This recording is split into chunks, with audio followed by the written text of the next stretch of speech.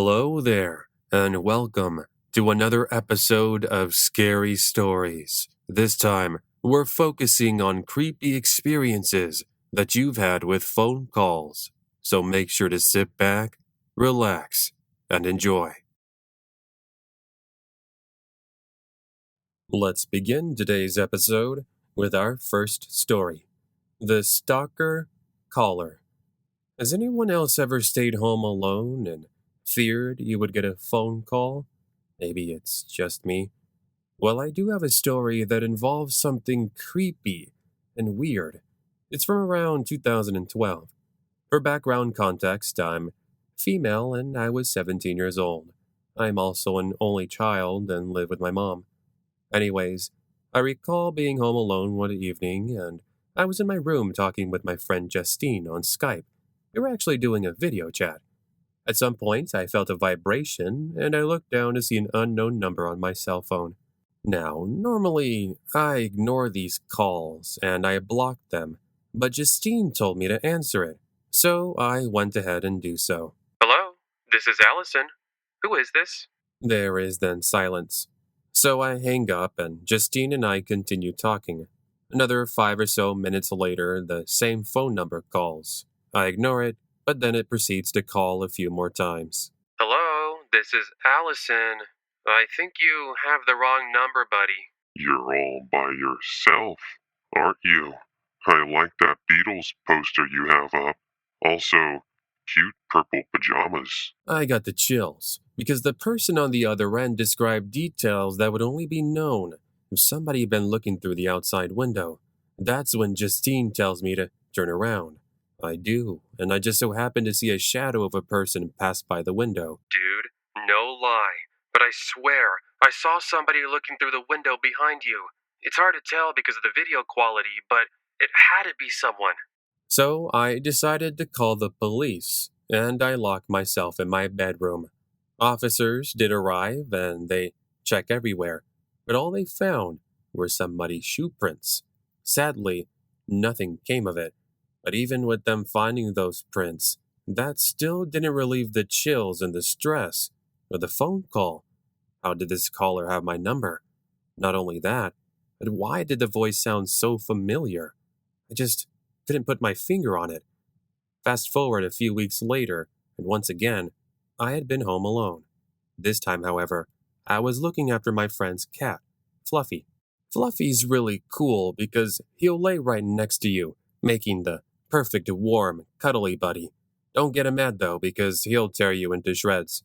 So there I was with Fluffy in the living room watching a movie, when all of a sudden, the house phone began to ring.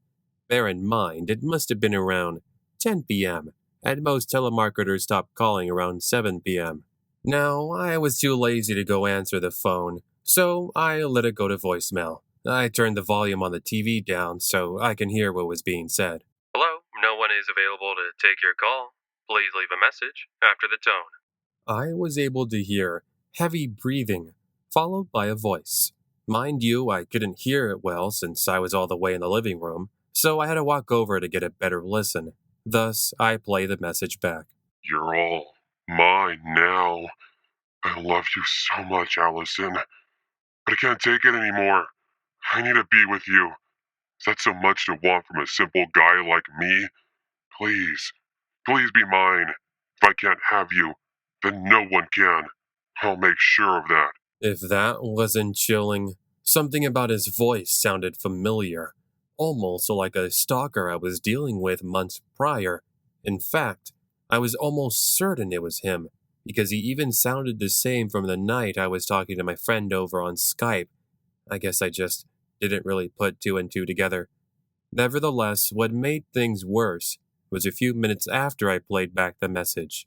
Well, creeped out, I called the police, but in doing so, I heard a loud crashing sound coming from my bedroom. I knew now it wasn't Fluffy, because he went running and hiding underneath the couch. I too hid behind the couch, as I started to hear footsteps coming down my hallway. I couldn't believe it, but with the night light in the hallway illuminating my view, I could see the same older guy who had been stalking me from months before at my old job at Starbucks. He was holding a crowbar in one hand and a pistol in the other. He then began maniacally pacing back and forth, all the while calling out my name. Allison, Allison, where are you, my princess? I know you're in here. I saw you earlier. I was trapped. I didn't know what to do or where to go. Had no way to protect myself, and with them getting closer and closer to the front door, my closest exit, time was running out. I whispered to the operator that a man had broken in, and I begged the police to get here faster. She told me to keep hiding. I mean, what else could I do? Eventually, he walked into the living room, but he passes me by just a couple of feet. How he didn't see me, I'm not sure, but I was thankful. He then proceeds to walk into the kitchen, where I soon lose sight of him. Now was my chance to make my escape. So, I grab Fluffy from under the couch, and then I start making my way over to the front door. But when I placed my hand on the doorknob, I heard yelling from behind me. There you are. Where are you going? Come back here. But by then, it was already too late for him. You see, when I run outside, I can just see the police cruisers pulling up into my neighborhood. So I wave them down, and I watch as the guy runs back into my house. Officers run inside, sidearms at the ready, and they find him hiding in my basement 5 minutes later. Not only was the guy wasted and intoxicated, but the pistol was actually a BB. That didn't mean he wasn't arrested for entering my home. By the way, when officers looked inside his van that was parked just a short distance away, they found a bunch of pictures of me. Not only that, but they also found a bunch of rope, tape, and a bunch of needles. Nevertheless, not only was a restraining order put in place, but he was arrested on a whole bunch of other outstanding charges. Something else to mention is I have no idea how he got my phone number. Anyways, that's my scary phone call stalker story. Story number 2. Always look through your windows. I was thinking about this really creepy phone call I received back when I was a kid, and I wanted to go ahead and share it. I've talked to other friends, and none of them have ever had something like this happen to them before. But let me know if it's happened to you. So, for quick background context, this was in the mid 2000s in a small town in Nebraska. I was around 7 years old. My home was on the outskirts, meaning you had to go out of your way just to get to it. Once you drove down a mile dirt road, you would get to our house. We were the sort of family who liked privacy, therefore, we rarely got visitors. With all of those little details out of the way, well, let's go back to this one night in particular. It was just myself and my dad, and I recall him being busy making a business phone call in his study office. I was playing with my dolls, minding my own business. At some point, the house phone started to ring, so I went ahead and answered it since my dad was busy. Hello, Hello, who am I speaking to? this is Aria. Did you want to speak to my dad? Oh, no, sweetie, that's okay. I just need a quick little favor from you. It won't take too long. Sure, what is it? Sweetie, I'm with the police, and we need to go inside your house. We're investigating a crime. Do you want to help us? Now, obviously, a police officer isn't just going to call your house requesting to enter without any sort of warrant. But remember, being a little kid, the so-called officer was trying to trick me by being friendly. I think they went with police officer because they knew I would trust them. Luckily, even though I was being naive, I still went ahead and took the precaution of looking through the front window. It was a bit hard to see, but there was somebody standing on my front porch. However, they didn't look like a police officer because they had a ski mask and a pistol in the other hand.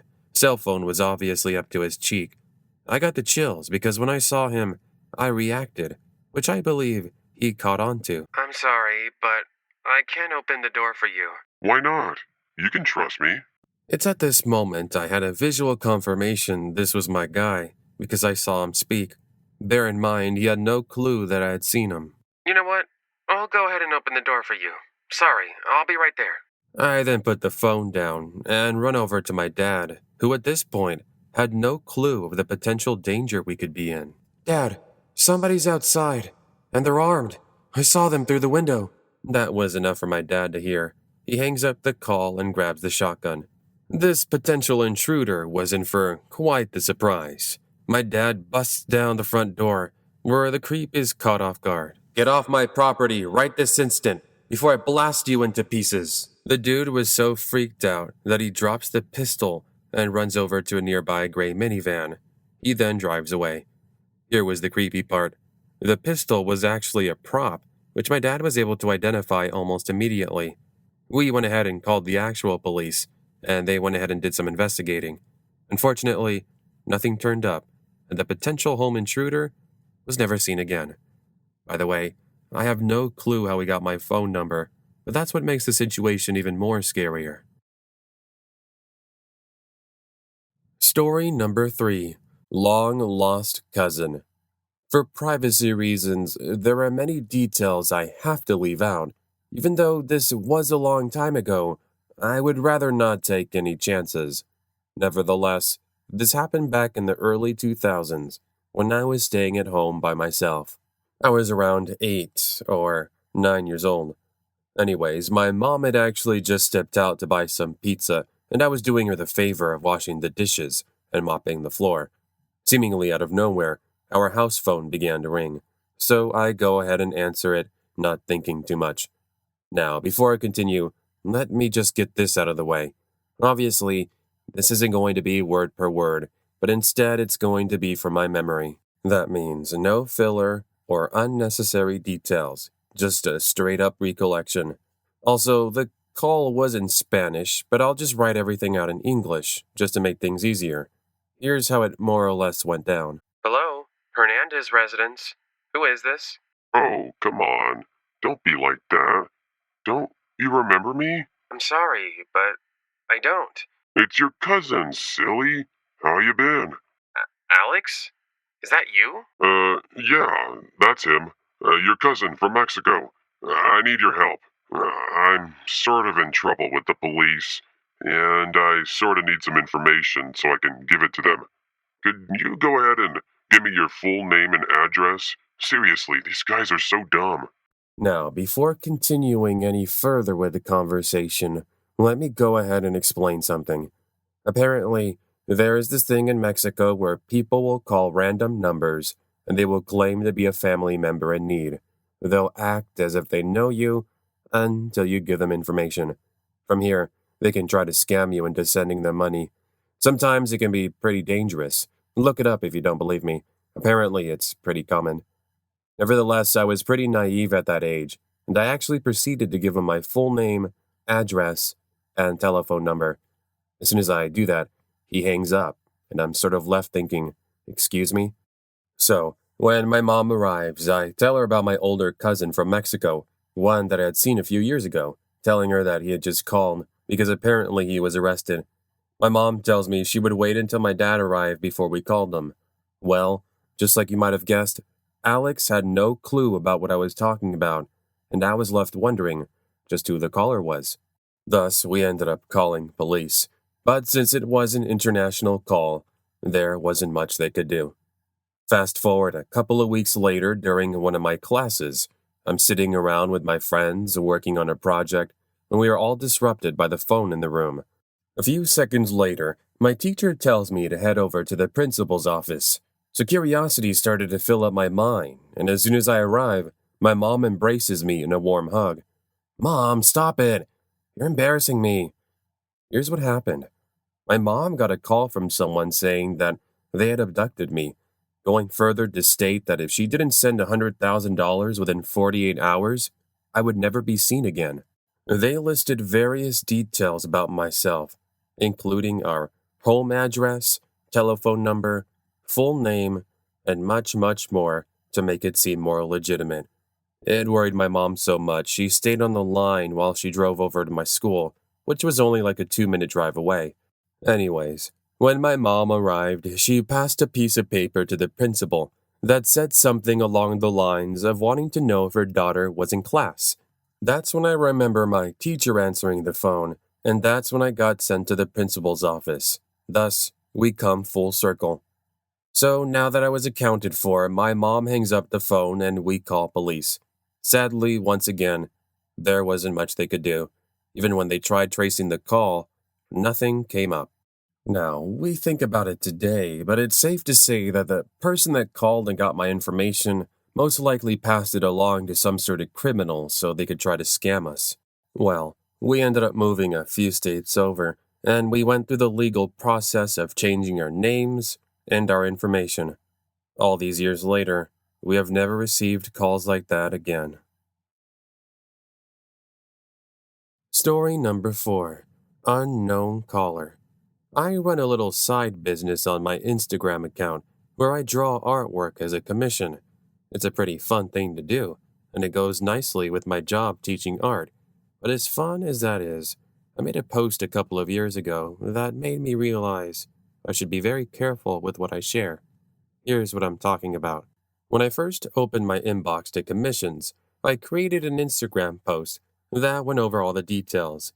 I included my name and my email, the standard if you're looking to be taken seriously. At first, all was normal. I got some extra money and I continued life just fine. One day, however, I received a call from an unknown number. I didn't answer it, so I let it go to voicemail. Later that night, I listened to the message, and it went something like this. Hello. I'm calling because I saw your post about the art commissions. I would like to know if you had some time to discuss some artwork I'm looking to be made. Here's my number if you can call me back. Just so we get one thing straight, I never put my telephone number in that post, just my name and my email. This is why I found something a bit creepy about this, but I let it slide as I was looking for the money. I call them back, and the man on the other end answers almost immediately. Hello. Is this Christy? Yes, this is her. Is this Thomas? I heard your message. You wanted me to make you something? Well, I was thinking about it. I just wanted to know if you could go over the cost and the commission. I'd appreciate it. A pretty boring conversation ensues, until it was time to hang up. Wait, before you go, I had a question. What is it, sir? I was wondering, do you have a boyfriend? I don't want to sound creepy or anything. It's just, you're really beautiful. I thought I'd just go ahead and give you a nice compliment. I don't at the moment, but I do appreciate the kind words. That was it. I did get thrown off with the last question, but regardless, some weeks passed since I last talked to him. This one afternoon, I was finally getting off of work, tired and exhausted, and I couldn't wait to crash in bed. When I arrived at my house, I did notice something that was different. The biggest thing was one of my living room windows was open. Now, I'm that one pretty paranoid girl. I always have to make sure I double check my doors and windows are locked anytime I leave the house. That's why I got pretty spooked when I saw it open. Still, I live in one of those private fenced off communities, so I told myself I was just being forgetful. I entered the house, no problem, and I head over to my room to lay in bed. I forget how long I must have been out for, but I was suddenly awakened with the urge to use the restroom. So I start to get out of bed, and that's when I hear something in the closet. Hello? Is somebody in there? I thought I was being dumb talking to no one. After all, it was just supposed to be me in the house, right? Either way, I grabbed my pepper spray from the drawer, and I approached the closet. You wouldn't believe what I found in there. A man with a large kitchen knife sat there on the ground. Suddenly, he lunged at me, but I managed to pepper spray him, causing him to fall to the ground. I don't even question who he is. I run out of the house, and I head over to my neighbor. He's a retired police officer, and I knew I could easily trust him. As he heads over there with his German Shepherd, I ended up calling the police. When the police arrive, they arrest the man, who I later learned was Thomas. Thomas was the man who called me, remember? I forgot to mention, but up to this point, I had no idea how the guy looked like. All I knew was his voice.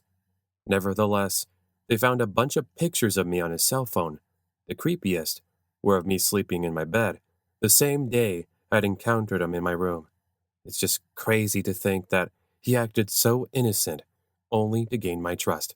But how he found out my home address and phone number is still a mystery.